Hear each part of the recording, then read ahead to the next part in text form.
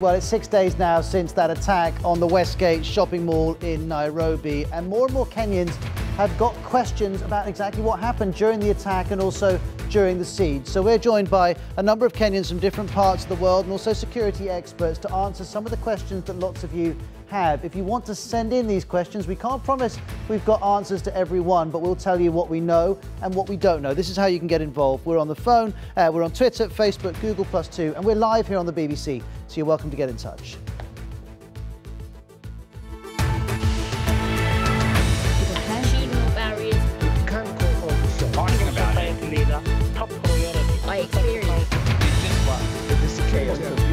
People are going to want to know. Let's just say something.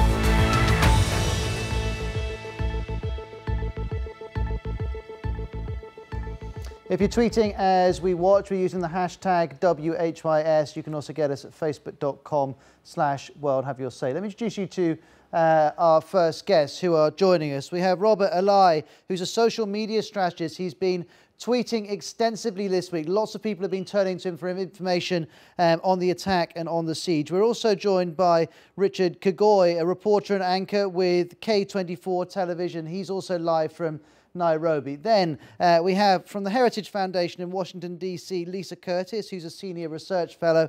And last but not least, Alex Hitchens, a fellow at the International Centre for the Study of Radicalisation at King's College and an expert on al-Shabaab. All four of you, you're very welcome. Let's try and work through some of the key questions that our audience have. Perhaps Richard Kagoi, I can start with you. I'm looking at a tweet here that's come in from Luther to me just a few minutes ago. He goes, 61 people missing. Where are the bodies? Why don't we know what's happened to these people? Well, we just had the country's interior minister just addressing a press conference just a few hours ago, and kindly indicated that the death toll still stands at 61 civilians, and including 6 security officers. Well, we haven't been able to get officially other details regarding the possibility of having maybe some other bodies that could have been buried in the rubble from the partially collapsed building. That's the information that we're getting, and the fact that we're not able to access the building itself and even the vicinity of the building, because the building is still cordoned off, because we're having forensic audit that's currently underway, just began 2 days ago. So these details we are unable to get, the official confirmation. But as at what we got 2 days ago, it still stands at 67. And Robert, you've been tweeting a great deal from right down by Westgate Mall. Can you just paint a picture for us of the scene down there? I think I'm just from there, from doing other interviews there with other TV stations, and what I've seen is that the whole place has still been cordoned off. Journalists are reporting almost 300 meters away from the scene, which is the police are still doing their work, their investigation work, and it's all bad access for the public, except for vehicles which are passing through the roads. So no stopping on the road, no passing on foot on the road. It's still a security zone. Thank you very much indeed. The other two of you, I've got questions for you as well, but stay with us a moment, because let me show you the first of the videos that we've got to play you. This is Sharon in Nairobi. She spoke to a World Have You Say reporter in the Kenyan capital.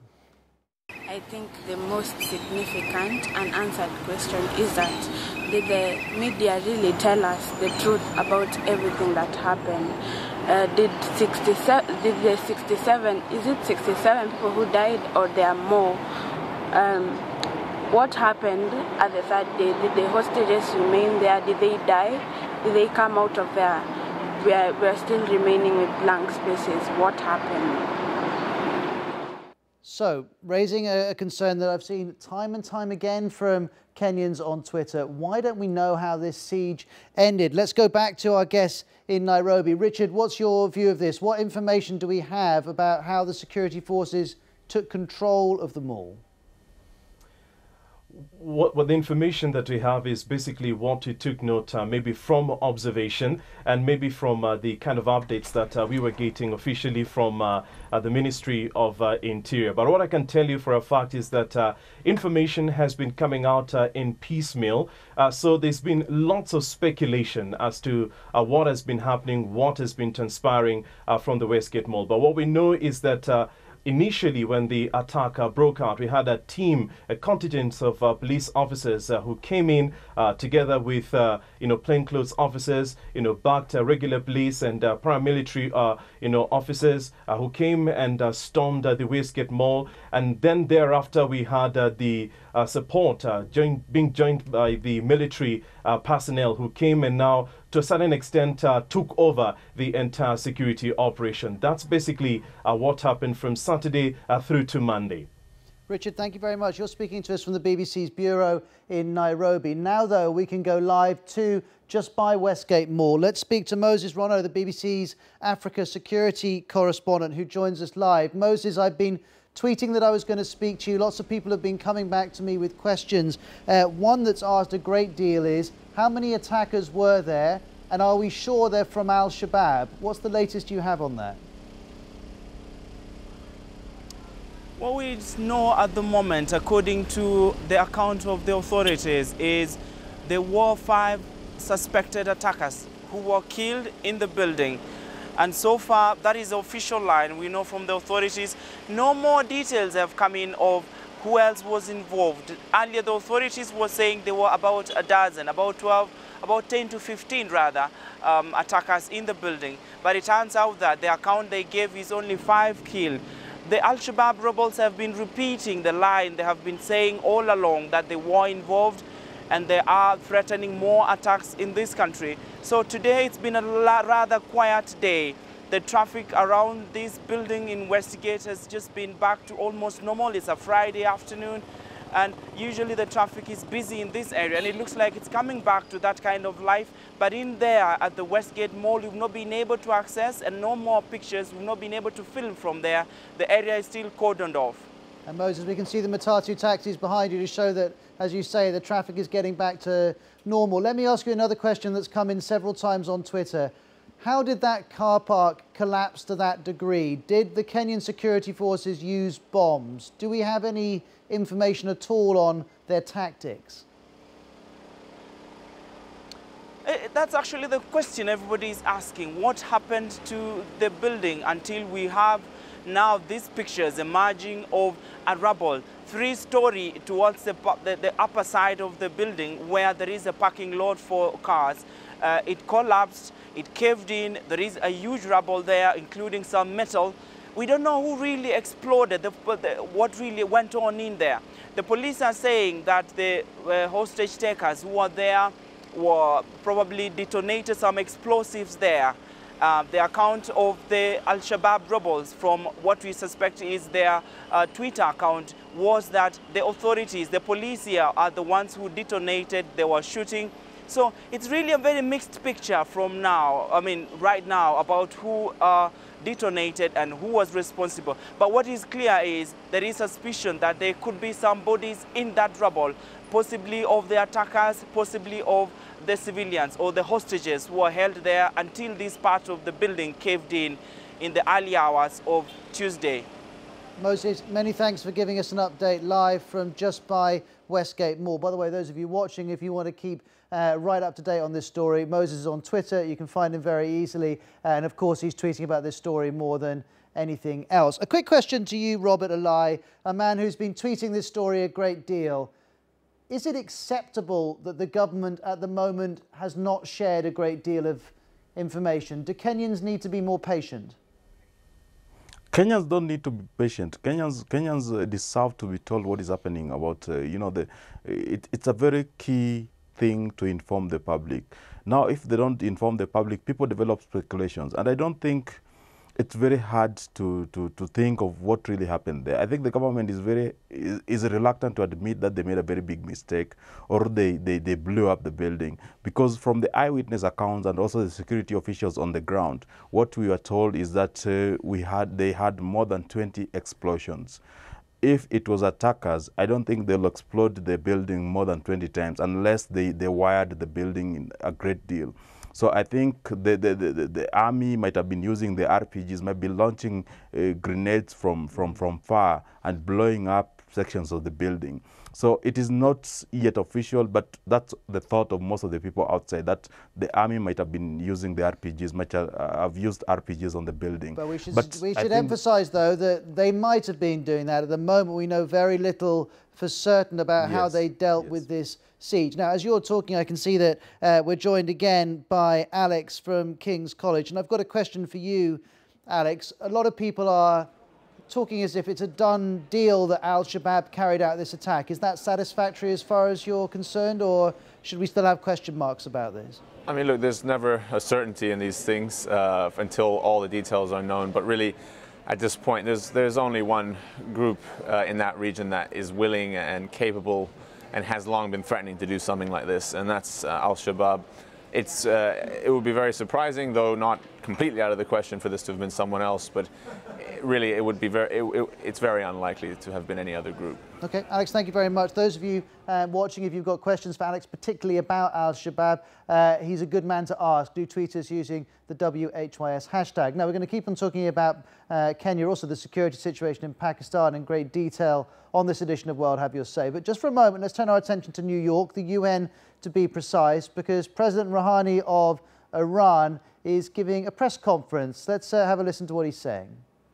My visit here, working day, and then as the head of the non-aligned movement on the disarmament conference, where I also gave a speech, and finally today at the ministerial meeting and summit of the non-aligned movement.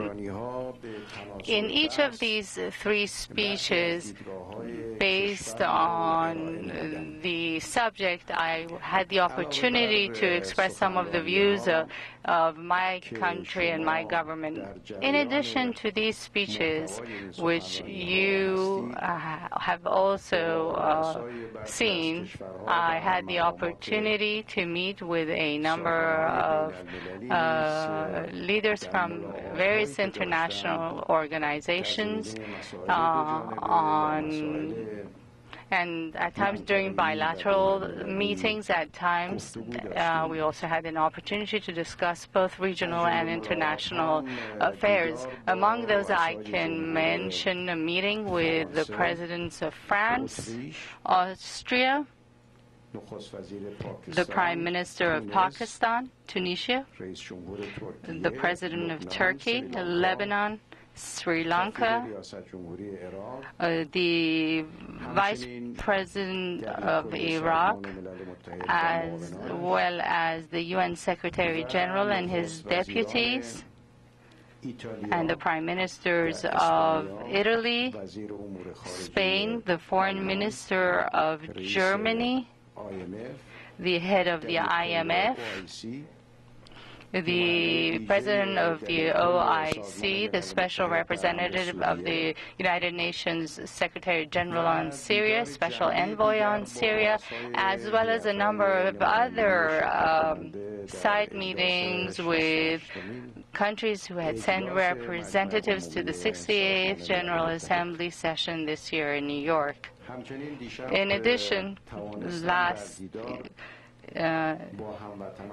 yesterday evening, I had the opportunity to meet with my fellow compatriots. So there is President Rouhani giving a press conference in New York. It's been the UN General Assembly this week, as I'm sure you're aware, and we've heard a great deal from him. Let's turn to BBC Persian, who, of course, following this story incredibly closely. Siavash Ardalan has been listening across this speech. Some would say that it's been a week of significance because of a change in tone. Do you buy into that analysis? It's true. I mean, it's been dubbed as Iran's charm offensive, and this press conference is the last part of President Rouhani's 5-day trip to the UN. After a speech at the United Nations General Assembly, he was just going over the meetings he's had with other world leaders, as well as his Q&A session last night, which took place in a very amicable atmosphere in one of the U.S.'s think tanks, Asia House, as well as a meeting between Foreign Minister Zarif and the U.S. Secretary of State John Kerry, which both have described as very constructive. So we're all hanging up on every word of President Rouhani might be saying that might indicate a change of direction. We're not expecting him to throw any bombshells in this particular press conference. He's said as much as probably he could have said. It really depends on the kind of questions he'll be asked today. And Siavash, I know you're busy, that you're actually working on this speech, and that's why we sent a camera crew up to see you, because we didn't want to take up too much of your time. Tell me how this will be followed in Iran. Will people be able to watch it? Is it widely covered on social media and so on? It's covered. I mean, the reaction between social media users has been one of jubilation and a lot of excitement. Even those skeptics who were very pessimistic about Rouhani's prospects of introducing, reforms and pushing with his agenda, have been kind of hopeful now after seeing his performance at the UN.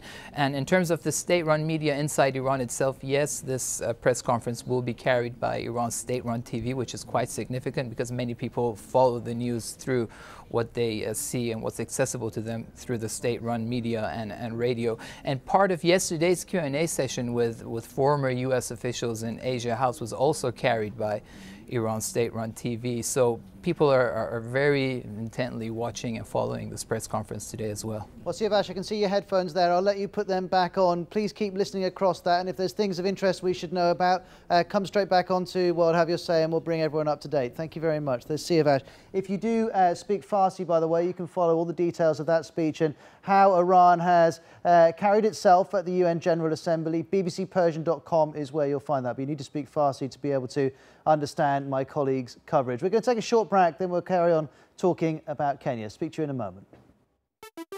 No, I actually talking about it. Let me say something. No, I actually talking about it. Let me say something. Hi, I'm Roz Atkins. Welcome back to World Have Your Say. And as you would expect, we're talking about Kenya. It's been an extraordinary and traumatic 6 days for people in Nairobi, and in fact for all Kenyans. But as time has gone by, mixed with the grief, we've started to see anger and lots of questions about exactly who carried out that attack and how the siege was ended. And we're getting help looking at these issues with a number of guests joining us in London and also in Nairobi. Alex, Robert and Richard are still with us. And we're also joined by Laura Walubengu, a journalist with DSTV online in Nairobi. Laura, what's your assessment of how the government has handled this? Do you think it should have provided more information to Kenyans? Well, absolutely. I think it should have provided more information. I mean, if you look at the damage that has been done at the Westgate Mall, it is actually them who sent us the pictures, and I think it was because of the public outcry that they needed to send us those pictures. But you must respect that a lot of people are still missing their loved ones and their relatives, and just for that alone, they need answers to the questions, like where are their brothers, where are their sisters, where are their parents, And as much as the government tried to give us information in the beginning, when the operation started going out, then the tone kind of changed. So they just needed to be upfront with us as much as possible, and I think they still have a lot of catching up to do. Well, they may have catching up to do, but Richard, let's bring you in from K24 TV. Surely the point is we have to leave the security forces, the forensic guys, the government officials to get into that mall and find out what happened before they can start briefing the public, and that takes time. Yeah, certainly that does take time. As I remember from the press briefing that we had with the Interior Minister, he pointed out that the forensic audit is going to take about 7 days. Then he didn't quite give us a timeline or a timescale when probably we're going to get the full report about what might have transpired. So we're still waiting, no indication. And of course, the agony and the frustration continues with most Kenyans who are still, starved of information. Well, it's not just Kenyans who are asking questions. I'm just looking through the messages that you're sending into us here on BBC World News, coming in from India, South Africa, Liberia, Libya, Kenya, the Philippines, Somalia and Nigeria. Thanks for all of those. I'll work through as many as I can. Now, I was mentioning that World Have You Say reporter Michael Koloki has been out speaking to people in the city. Let's look at another of the videos that we've been sent. My name is Patrick Osonga. I'm a resident here at Nairobi. In terms of the government dealing with the Al-Shabaab, I think the government should look at the skills that our officers have, the professionals and the manpower that we have, in that they need to post our security officers in the areas that they see the Al-Shabaab might want to attack, because we see the Al-Shabaab keep on warning them on what they are going to do. So our security officers need to be alert. The government should train our officers, especially in dealing with the issues of indoor attacks. Security officers need to be trained more on that area. Patrick, thank you very much indeed for your points there. Let's put that straight to Alex with us from King's College. Patrick there suggesting more security forces are needed to counter a threat like this. What's your analysis? Presumably if a group of men or a group of men and women want to carry out an attack like this, it is quite hard to stop it. Yes, it is. And it will be down to Kenyans as well to decide how much they want their lives to change because of this. In the West, of course, we're well aware of how our lives have changed since 9/11, and a lot of it not for the good. So I think that's really one of the questions that has to be asked, as well as I was at that mall myself last year, and there were 2 security guards with metal detectors, unarmed. But even if there were quite a few more and they were armed, I don't see how they would have been able to stop that unless it became sort of like going into an airport or something. It's something that would have been very tough to stop once it started.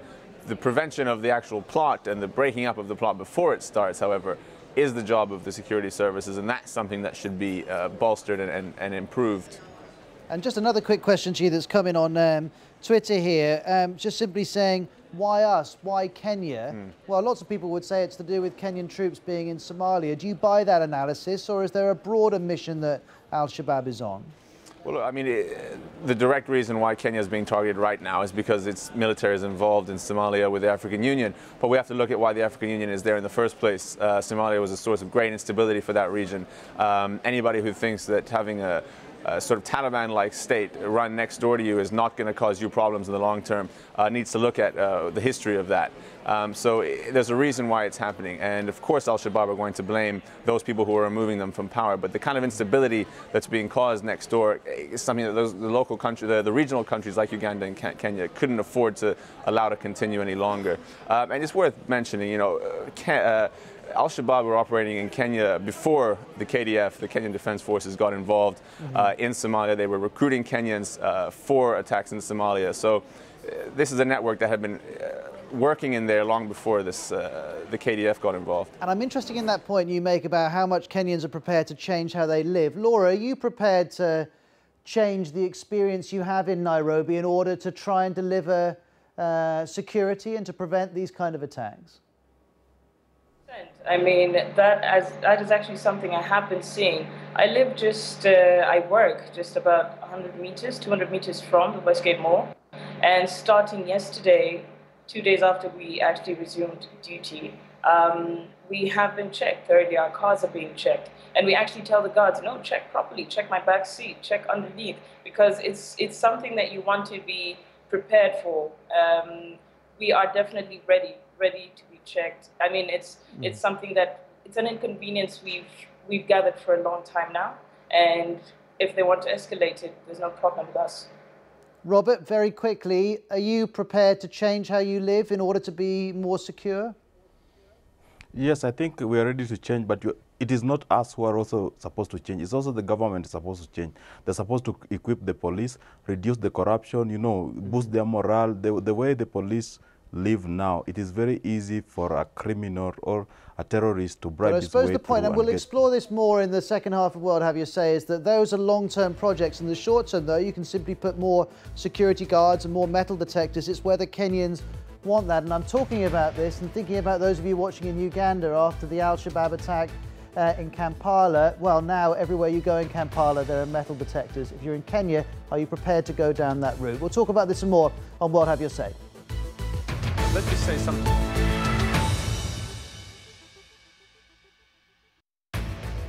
Hello, I'm Ros Atkins. Welcome back to World Have Your Say. There's a number of subjects we're talking about today. All of them you can get involved in using the WHYS hashtag. We'll be live back in Kenya to carry on talking about the Westgate attack and the siege there that went on for several days. In a moment, we'll go live to New York. The president of Iran is giving a press conference. We'll show you a little bit of that and also analyse what he's already been saying. And we'll talk about Pakistan, where Peshawar has experienced yet another bomb attack, and some people are saying there is a connection between what's happening in Pakistan and what happened in Nairobi. We'll discuss whether that is a credible argument. Lots to get through. Do stay with us over the next 20 minutes. Remember, we're live, and if you want to get involved, there are lots of ways you can.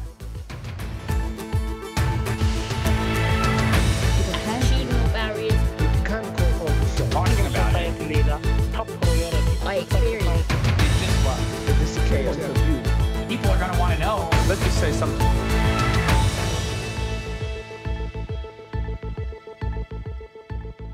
So, straight to New York. This is President Rouhani of Iran giving a press conference at the moment.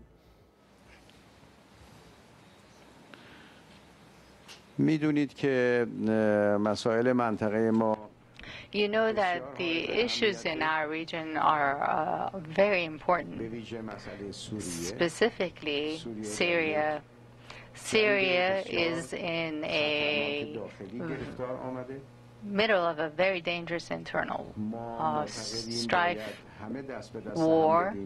We believe that we must walk hand in hand in order to put an end to this war and to this conflict there, and to actually create a setting where in the future the people of Syria would be able to decide about the fate of their country under safe and secure circumstances and to make the prerequisite decisions.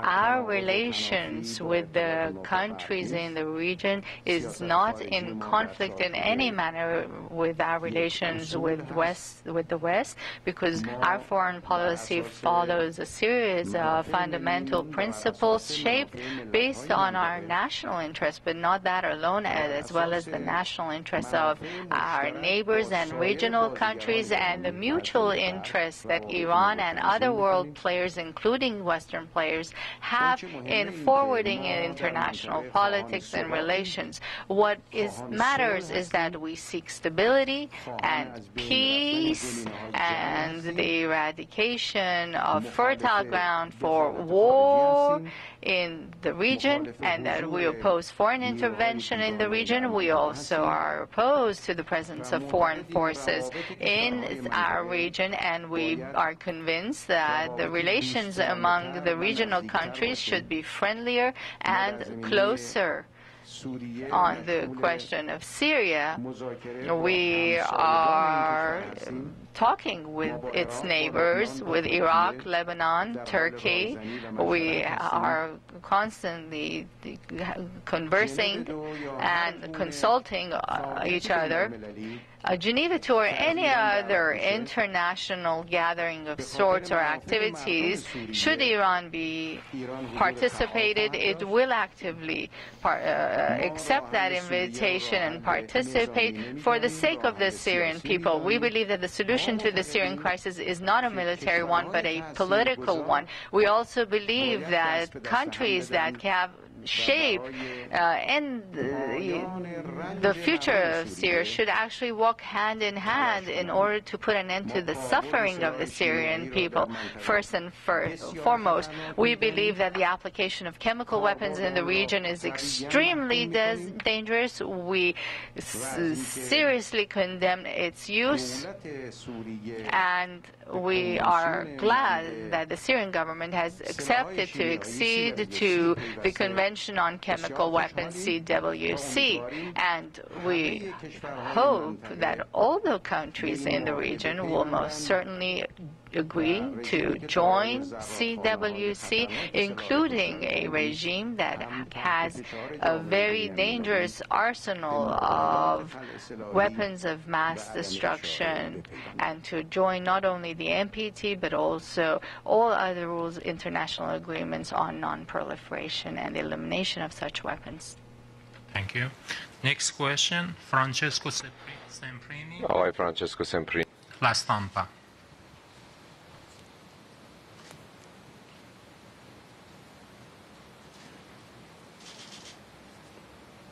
Thank you, Mr. President, first for this opportunity. Yesterday, Mr. President, you had a meeting with the Italian Prime Minister Enrico Letta, he said that it was a very interesting meeting, but he also said that looking at the historical relation between the two countries, it would be helpful if Italy would be more involved in the nuclear negotiation. So my question is, do you think that will be helpful for both the parties if Italy will the discussion between Iran and the 5+1 group?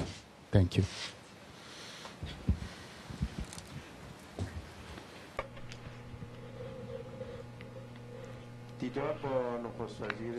My meeting with the Prime Minister of Italy was a very useful meeting. So there's President Rouhani live in New York taking questions, and while he's doing that, my colleague Siavash at BBC Persian is translating the questions in English into Farsi so our viewers and followers on BBC Persian can understand what's going on. So he's taking a break while the next question is being lined up. What have you been picking out, Siavash, that we should be paying attention to? Well, President Rouhani sounds very pleased. His tone is much softer even than the tone that he used yesterday in his Q&A session in Asia House. It wasn't launching into grievances that he has against the U.S. or Western powers, but it was rather, he began his opening statement with he struck a very positive tone when he talked about his meetings with Western leaders and how their speeches, the speeches of Western leaders, was a positive step towards solving the issues that Iran has, particularly the nuclear dossier. The first question that he was asked was, well, why didn't you meet President Obama? You had said initially that it was very complicated.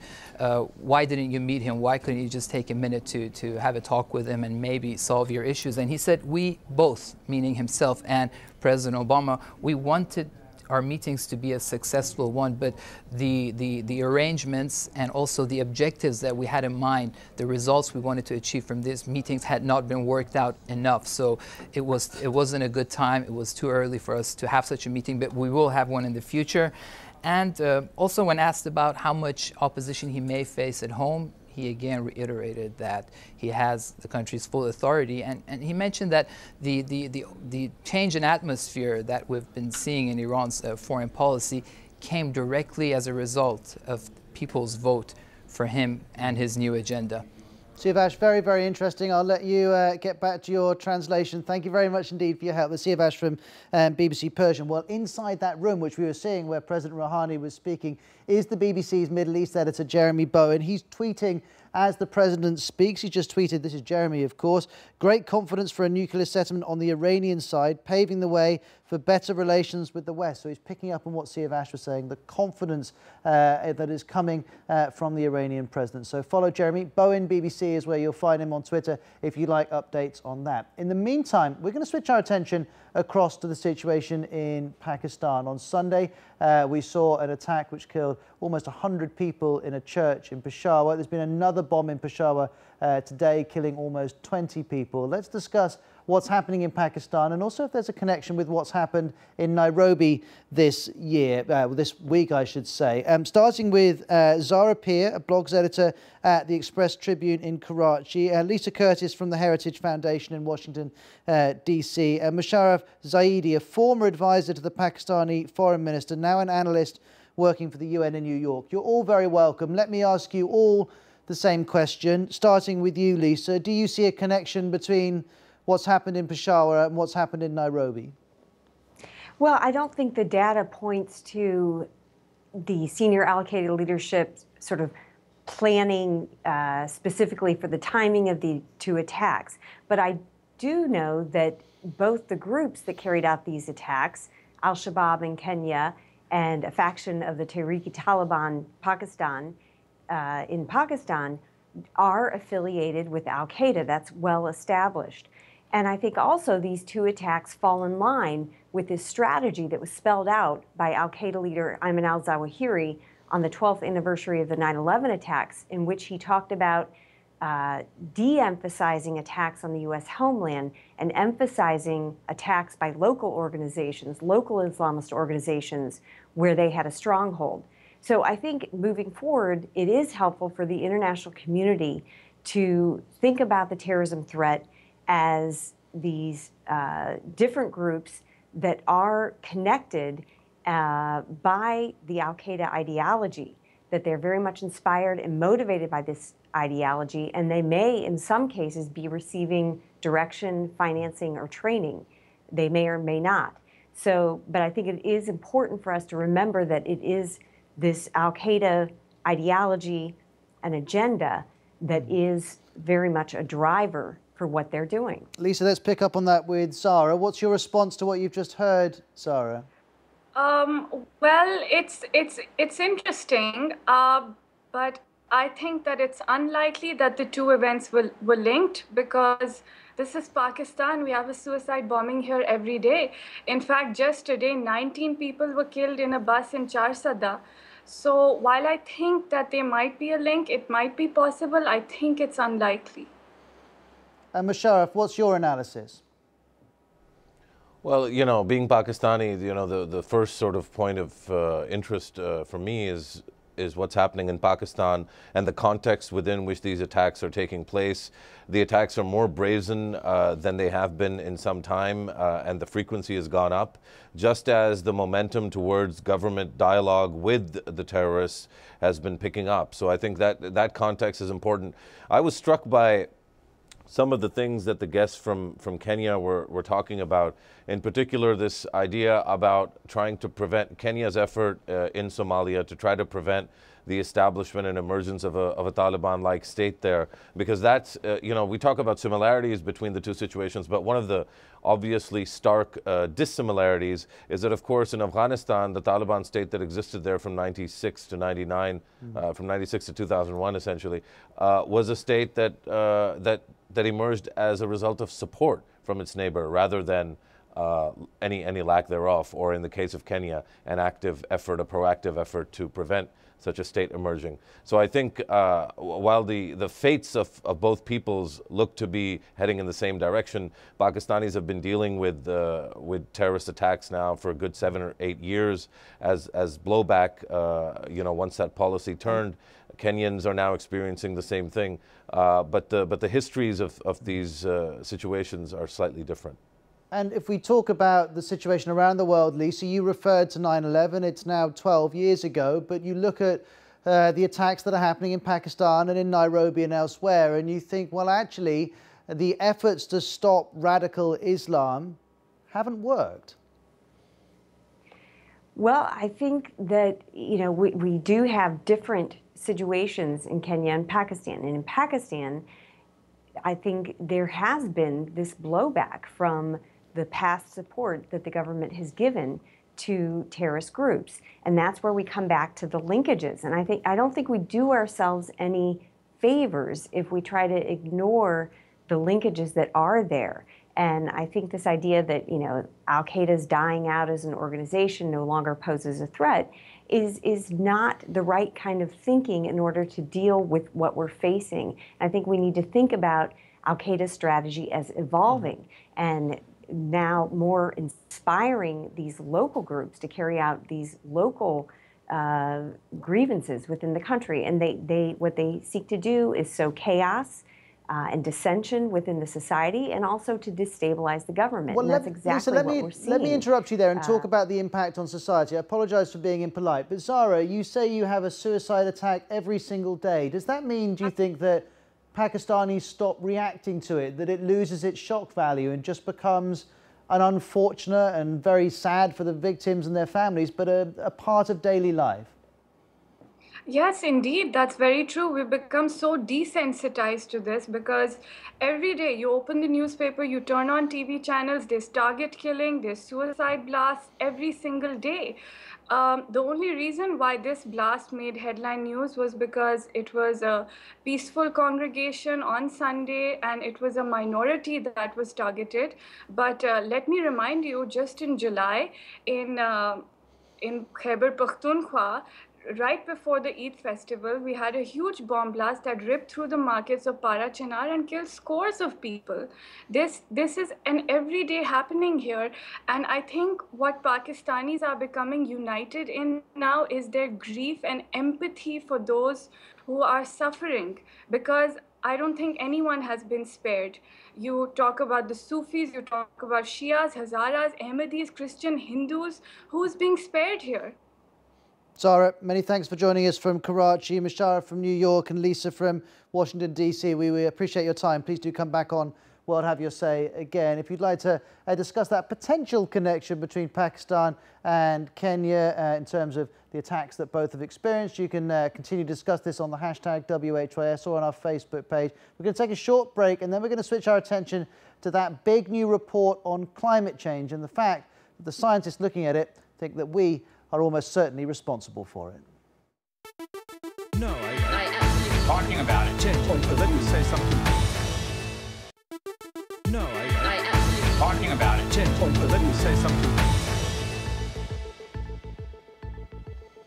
Hi, I'm Ros Atkins. Welcome back to World Have Your Say. A few minutes more to carry on our discussions about, for one, the situation in Kenya. Let's go straight back and speak to the guests who we were with at the beginning of the programme. Robert and Richard are still with us. Robert's a social media expert who's been tweeting the story a great deal. Richard's a very well-known television host in Nairobi. Now, both of you, I have to be honest, there's a lot of criticism of your government coming into the BBC. Let's leave aside whether they've got the last few days right or wrong. What should they do now to restore confidence in all Kenyans that they are communicating and acting in the best possible way? Perhaps Richard first.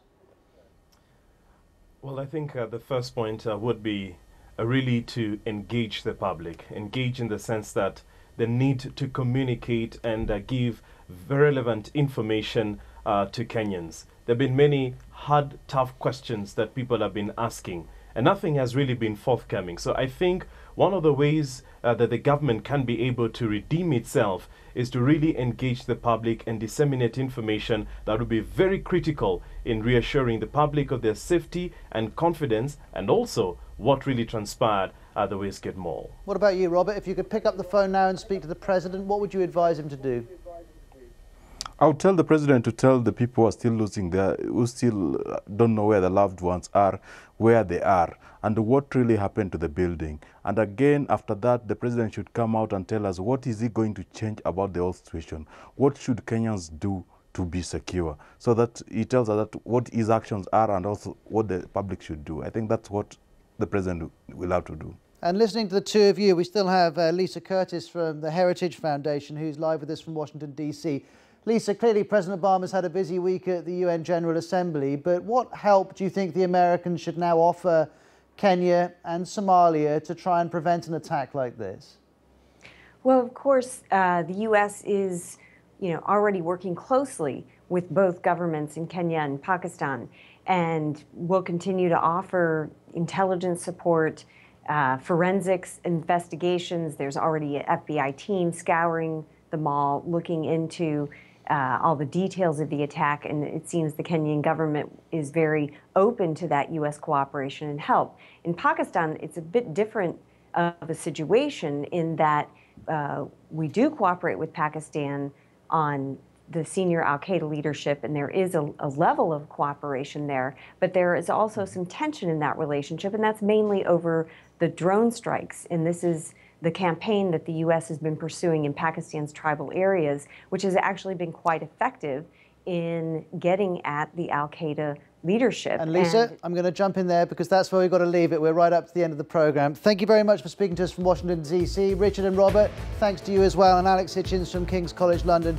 We appreciate you joining us. Now, I said we were going to talk about climate change. I'm afraid we weren't able to connect to the scientist who is going to respond to some of the points that you've been making. I apologise for that, but in an hour's time on BBC World Service Radio, you can join Chloe Tilley for our radio edition. They will be talking in great detail about the findings of their IPCC report and whether you are now convinced. Speak to you soon. Thanks for your company. Bye-bye. Let me say something.